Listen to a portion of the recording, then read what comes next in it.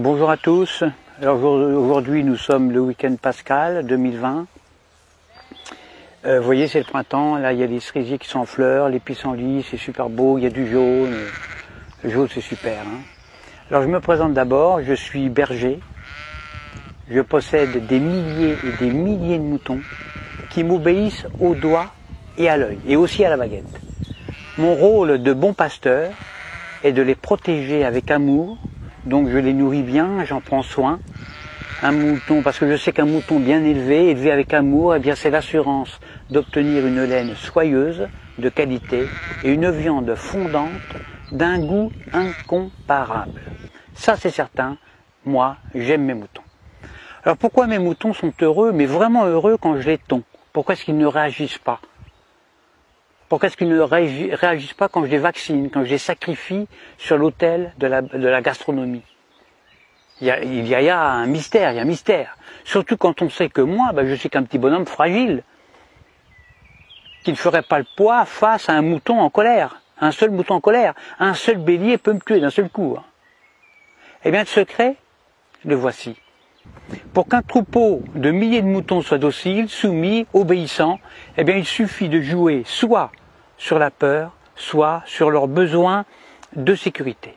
Exemple, quand j'ai besoin de les tondre, ou de les vacciner, ou de les confiner, ou même de les mener à l'abattoir, eh bien je leur crie « Attention, vous avez un loup ! Il y a un gros loup !» Donc là, je joue sur la peur. « Courez vite dans la bergerie, allez vite, vite, vite, réfugiez-vous là-bas !» Besoin de sécurité. Et là, dans une psychose collective, où ils se piétinent les uns les autres, ils se carapatent tous dans la bergerie, sans même réfléchir, parce qu'ils sont heureux de se retrouver en sécurité, confinés dans la bergerie, loin des dents du loup. La peur court-circuite la réflexion. Elle fait exploser leurs neurones. Alors déjà, qu'un mouton, il n'y en a pas beaucoup. Alors pendant que leur attention est dirigée vers le loup, eh bien moi, tranquillement, je les tonds, je les vaccine, je leur tatoue le gigot, je puce les rebelles, je castre les chefs, bien sûr, en leur injectant des médicaments, etc., etc. Et quand j'ai fini mon travail, eh bien, je les relâche tout doucement par petits groupes. Alors c'est vrai qu'ils se sont fait tondre, ça ils s'en rendent compte, ils le voient, mais ils sont heureux d'avoir échappé au gros loup. Ils sont tondus, mais encore vivants, donc contents, heureux. Je les fais alors bêler tous en chœur à la tombée de la nuit et je leur demande de m'applaudir à 20 h au moment du journal télévisé qui leur raconte qu'ils ont échappé vraiment à un grand danger. Alors bien sûr, sur le nombre, il y a toujours quelques rebelles, des moutons noirs, qui sont des moutons plus intelligents que les autres, qui comprennent, ils ont pigé mon stratagème. Alors ils essayent, ils tentent désespérément d'expliquer à leurs frères moutons, à leurs congénères, que si le loup en croque 2 ou 3 seulement, le berger, lui, est beaucoup plus dangereux, puisqu'ils finiront tous sur une table en méchoui, ou sur la table pascale.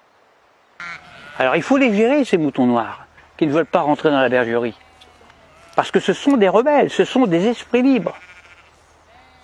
Alors à ceux-là, soit je leur montre mon bâton, soit je les fais mordre par mon chien. Or le mieux c'est d'égorger un seul mouton noir devant les autres. Alors ça c'est super efficace ça. Pour un seul de sacrifier, j'en terrorise des milliers qui deviennent mais alors doux comme des agneaux. J'en tue un et j'en soumets des milliers.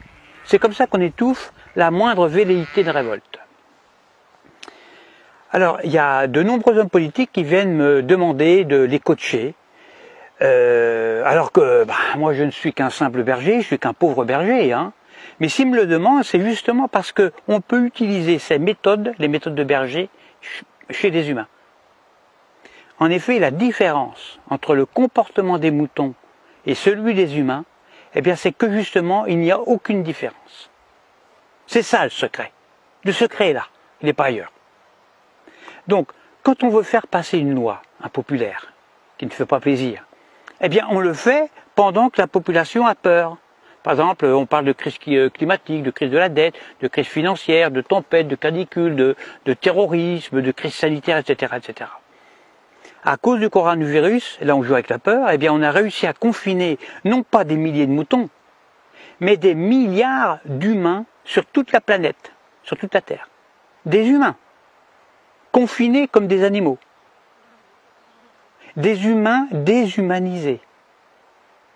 Et le pire, le plus révoltant, le plus dramatique, c'est que les chefs rebelles ferment leur gueule. Les grands chefs, ils acceptent aussi leur confinement. Alors la seule solution pour s'évader de ce piège machiavélique sera un réveil collectif. Alors moi personnellement, je ne perds plus mon temps à essayer d'éclairer les blaireaux. Ça sert à rien, ça ne sert strictement à rien. Parce que quand j'explique la stratégie dont sont victimes les moutons, soit le mouton est déjà éveillé, alors dans ce cas-là, toutes mes explications sont vraiment inutiles, ou alors je tombe sur un mouton con. Et si c'est un mouton con, il ne comprendra rien à ce que je lui raconte. Parce que justement, c'est un mouton con. Alors il faut faire attention parce que le mouton con, lui, il n'est pas fautif. Il est con, c'est tout, c'est pas sa faute. Alors à bientôt pour une prochaine vidéo. Pensez à vous abonner, à diffuser la vidéo parce que je me présente aux prochaines élections présidentielles et puis j'ai besoin de beaucoup d'électeurs. Et je dis, vive moi, votre futur président dictateur. Faites le bon choix, votez pour moi. À bientôt.